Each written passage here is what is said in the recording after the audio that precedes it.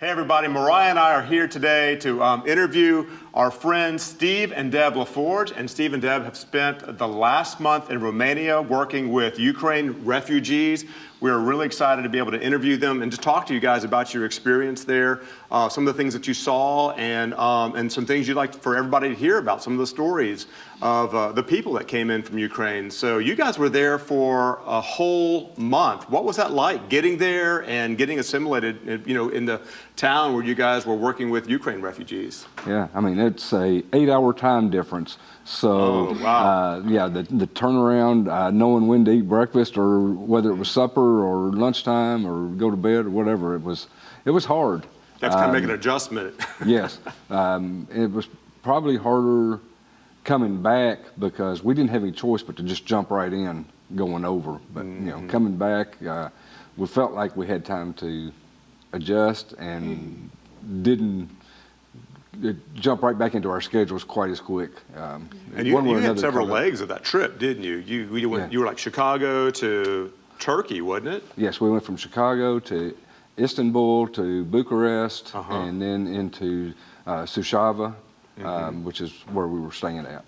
And Suceava was the name of the town. It's in Romania, and it's close to the border, right? Where folks are streaming in from Ukraine. So tell us a little bit about like your first day there, what you did, and kind of what your first impressions were. First impressions. First day we went out to what they call Freedom House. It's Fight for Freedom, the organization we were partnering with. It is the basically structure that they're modifying so that they can house refugees that are coming in. Their original purpose for the house was to help people who had been incarcerated once they're released from jail, have that transition period, kind of a halfway home, help them get jobs, help them work back into society, and also to be used as a homeless shelter. But of course, the war, they were in the process of renovating several of these units, and the war sped everything up because now they've got a stronger need. Which is, while we were there, we got to meet several other partner organizations that were also working there, spending, as much as a week, 2 weeks, even just a few days if they could. But so the irony of the situation was that the building we've been reconstructing was a former Soviet base camp. Wow. And so there were actually the Soviet stars etched into the floors throughout the entire building. So now we're taking that same building and converting it into shelters for people escaping from the devastation that Russia's causing throughout the Ukraine right now. So people noticed that, right? That as they came over, they were being housed in a former Soviet facility. Well, they didn't get to see. They weren't being housed in the areas where they could still see the star. Because we were putting flooring down, so that was covered up, but it was not lost on those of us that were there working. Right. So you were prepping these locations to be ready for refugees. Were you participating with refugees that were coming across also? Were there other tasks involved? We did several food distributions while we were there that included everything from the initial going and purchasing the food. Steve actually managed to get membership to their version of the Romanian Costco. Nice. He's now officially a Romanian, and we could go and pick up literally pallets of oil, canned meats, sugar, flour, rice, and we would put together food bags. And we usually were doing about 600 food bags, and then we'd package them up and take them to a location in the Ukraine to distribute them. It is in a town that has a facility that they've set up that's basically the clearinghouse in the Ukraine to help the refugees that have come over from where the fighting is. They've relocated to, and I'm going to mispronounce it, Chernetsky, we think is how it's pronounced. That sounds pretty good. But they have to go through the process of getting sometimes IDs, their papers, because they left without anything. I mean, a lot of people just left with clothes on their back or a bag of stuff. Yeah. And so they're going through that process of getting all the things that they need, finding out what resources they available to them to proceed further, sometimes out of the country, someplace else, sometimes another location within the country. But And the refugees that were already at Freedom House, they would help us every time when we were packing things up. So we were, working elbow to elbow, with them, and the communications there was surprisingly difficult because even Romanian to Ukrainian, they don't speak the same language. They don't understand each other. So they're completely different languages, Completely Romanian different. and Ukrainian. Yeah, Ukrainian, I guess, is more of a Slavic language, Okay. and Wow. the Romanian is based, my understanding, more of an Italian type thing. So, yeah, one doesn't mean the other one can, that it's not even similar. So they were looking at each other like, And then you what are have the saying? mix of, there would be Russian speaking on top of that. Sure. Individuals that had come in that only spoke Russian because they had been over on the eastern side and now had gone west. And so it was quite an interesting experience trying to communicate, but A very diverse group, it sounds like. What would you say the family units were like that were coming over? Were there a lot of moms and kids? Were there that was the older hardest people? thing to see. It was a lot of moms with children, a lot of older women. There were some older men, but it was mostly older women. The number of moms with kids was the hardest one to see. At the center that we were working on renovating, there was a woman that had arrived and was there the whole time we were there that had a special needs child. And I can't even imagine uprooting when you have a special needs child and having to go someplace on your own. She was actually seeking asylum in Romania because she didn't have anybody or any reason to go back into Ukraine. So I just, that takes a lot of strength. Oh, And- yeah. So that just makes me think, what were the emotions that you saw with the people that were coming in? What were they carrying with them? What did they express out loud about what they had seen and then how they were feeling about what they saw? Or did they? Sheer shock. I mean, imagine, for some of these, they left because their house just got bombed. Yeah. They came in and they had to go through this area in Cervanitsky where to get a document just to continue to get whatever benefits or whatever. They had to prove their citizenship and stuff because whatever they might have had, a passport or some kind of licensure or whatever, is now gone. So there was a whole lot of that process going on. Having to prove who you are, and when And you where they were just from. lost everything, and people would ask them lots of tough questions to validate, and but then when we got there, like 2 days before, they had changed the rules for who could leave Ukraine, and up to that point, it had been only men over 60 or under, I think it was 16, and they made an exception so that if you had a family of 3 children, you could also leave. So we would see a few men because large families are pretty common there. We met people.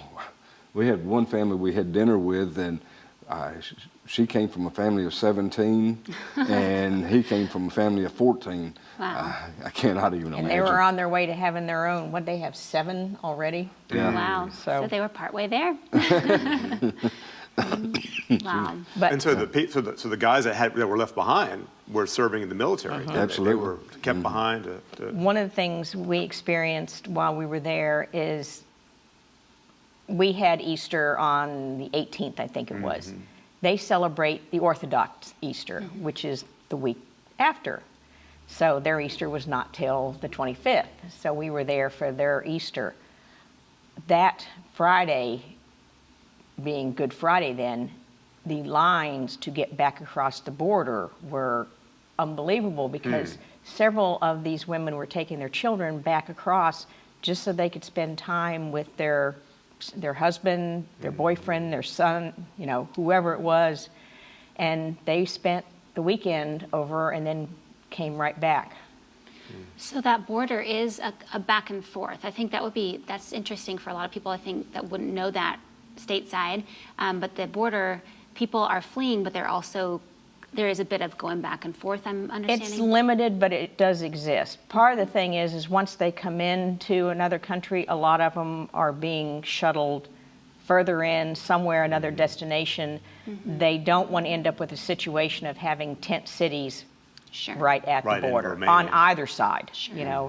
They were worried initially that on the Ukrainian side, because it started with a bunch of tents, that they were going to end up with people just sitting there on the border saying, I'm just going to stay here, and if it gets bad, then I'll try to cross then. And every time we went in to do one of our food distributions, it would take well over an hour to get through the border. And we were expedited because we were considered humanitarian.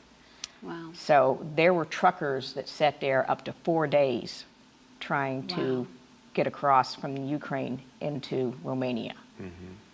Now, the EU has really stepped up to get refugees from Ukraine and accept them in their countries, right? Right. So, and what were some of the countries you saw represented while you were there, and different kinds of people? Germany, Yeah, Italy, France. Swiss, Yeah. Dutch, English. There's always been and I was not aware of this, but there's a large number of Ukrainians and Romanians that have historically gone to England to work. Very much like our situation with folks coming from Mexico to work in this country. Those two countries send a lot of people to England to work. They can make a lot of money in a short period of time and then go back home and build better homes and put their children in schools, and that they couldn't necessarily have had that opportunity if they had just stayed in their home country. So this place where you guys were at in Romania is not a stopping place at all. I mean, it's a halfway house in a way. It's where they're coming and then getting sorted to go, likely to go somewhere else, right? Yeah, they hope to turn everybody over like in a 3-day time frame of getting them, further into Europe somewhere. Otherwise, And a lot of the bottlenecks people situation. that we were seeing coming through did have either some relative, some friend, somebody somewhere that they'd already made contact with. They knew where they were going. Okay. They just needed some help to get there. Right. And this is a good ways to be traveling. I mean, not all of these people are living on exactly close to that border, and when they're fleeing, they're going a good ways. Were you hearing any stories from people of how long it took them or how far they were traveling from? Several of them said it took days. Yeah. Days. We heard that from multiple women, talked about how long they were in cars trying to get out of the fighting just to the area of Lviv, and then further because the roads were bogged down, and so. Was your sense that people, like after they left, that they wanted to go back at some point, or were they at this point, are they done and they're moving on because of all the damage and destruction that they're leaving behind? I think most of them want to go back. There is a huge, tremendous fear of what could be the second wave, because what we're seeing is like Mariupol and Kiev at one point, and Kharkiv, all those areas that are in the east. I mean, Russia's hitting certain sections, but there's huge, little communities spread out in between all of those, and it's somewhat like life is normal. And the people are staying there, they're farming, they're making a living, and that kind of stuff, and they're just praying that this doesn't the Russian army's not necessarily, other than going down the road, not stopping to bother with them, and so that's the only way they know to make a living. But if all of a sudden Russia starts expanding and claiming all of that land in between, all those people are going to come rushing out all at one time. And they're the meat and potatoes of a country. Much like what our farmers would be if they were relocated all of a sudden. Sure. And when that happens, and, there's been a mass exodus already, but it's going to be minuscule compared to what will happen if People that really does feel happen. threatened. Yeah. We've heard so many just horror stories, bits and pieces through the news, and in addition to food and basic necessities, travel help, things like that, is there any sort of trauma assistance or anyone there that's dealing with There's a lot that? of ESC, emotional and spiritual care. A lot of the churches have stepped up and are helping. They're going to the refugee centers. They're going to distribution points. They're trying to make those contacts. There are a lot of some of the groups that we met that were going through where we were at that were trying to figure out how they could get involved, how they could get plugged in. There were at least 3 that I know of that came through that talked to briefly who were basically psychologists that had come in specifically for the purpose of helping with that. And I mean, we heard stories that break your heart. One mother talked about they had waited as long as they could before they had evacuated. And even after evacuating, she kept having to reassure her children that they were safe now, that they were out of the harm's way, but they'd gotten so used to crawling under their bed at night because they would hear all the bombing that they're staying in Freedom House and they're still crawling under the beds to go to sleep at night. They don't feel safe sleeping on top of the bed. Wow. So you guys saw so many different things. You just heard people's stories. What's the thing that will stick with you, you think, for the rest of your lives that you will always remember? Steve, what about you? Oh my gosh, there's So many. Yeah, there's so many things. I think the thing that will just always break my heart, because I just love children and just love to play with them, as we've talked about before, and Guatemala playing with the kids and things. But I had a little girl. There was an organization that was giving out cotton candy to the kids. Of all things, now how they chose cotton candy is beyond me. But anyway, they were giving out cotton candy, and she was staying over in line, and we were handing out food bags, and I was, kind of playing with her, like peep eye kind of thing around, people in line or whatever. And she got up, and we gave her mom the food, and she turned around, she started to walk away, and she turned around and she ripped out this big handful of cotton candy, and it was just like all intertwined in her fingers or whatever. And she comes up and she just thrusts it at me, and I'm like, oh my gosh, and I'm like, you need that or whatever. But it was such a great gift, and but it breaks my heart to think that she didn't have may not have had a bed to sleep in that night. She could very well easily have been sleeping on the street somewhere. But she was carrying joy in her hand, wasn't she? She was. She was. It's amazing. Deb, how about you? What'd you walk away with thinking you'll never forget? Basically, the hospitality of the Romanians. These people in this country, you hear about it in Poland, you've heard about it in other places, but they're opening their doors, they're opening their homes, they're helping to feed, to clothe, to house, and they're not getting anything out of it. They're doing it solely because it's the right thing to do, and they're showing love. That's powerful. There's so much to learn from that, I think, where we are right now, is to see that kind of hospitality. We see God through both of you, and I'm sure you did through all the other volunteers that were there, God through your hands and your feet, which is so inspiring. But those kinds of things, little girls and hospitality, you have an opportunity being out there to see God in such a broad way, which is really inspiring, I know, to all of us back here. So thank you so much for sharing those stories with us. So in closing, how do people help? How do we come alongside you? Because I know you guys are thinking about going back in June. How do we come alongside you and help with the relief effort? If we can't go ourselves, what can we do? So I was asked about that in a Sunday school or a Bible study class this morning, and the one thing I would encourage is donations to hopeforce.org. Right now, that money is being accumulated to buy food for us to directly purchase and take directly across the border and put in the hands of someone. So I mean, I know we see it. We know that because it's going there. It's going there. We're going in. We're buying it. We're taking it and delivering it. It's my credit card that I'm buying the groceries with, and then getting reimbursed for. So I know where that's a great piece of assurance, because sometimes you don't know when you're exactly when you're given. And because they are you will get your tax credit and all that by going through that organization. So Hope Force is an organization that Woodmont already partners with on many different levels.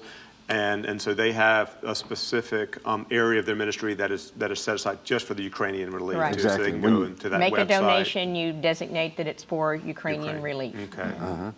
Awesome. So I mean, I highly recommend that. But there are many, many good organizations. We saw even Habitat had a presence at the border.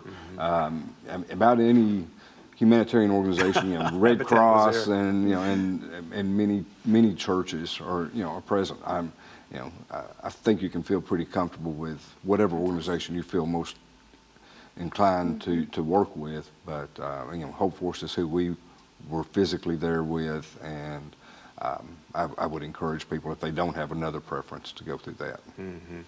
I feel like this is going to be ongoing. I feel like you guys are going to be back, that our church is going to come alongside you, and then other organizations that are helping with Ukraine relief.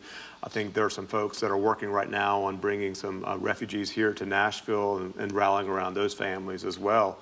And so we want to thank you guys for what you're doing. I suspect we're going to have more conversations about this in the future. And just thank you for your heart that you have for people and for sharing your story here with us today. Well, thank you. Appreciate the time. Thank you, guys. Excited. Thank you.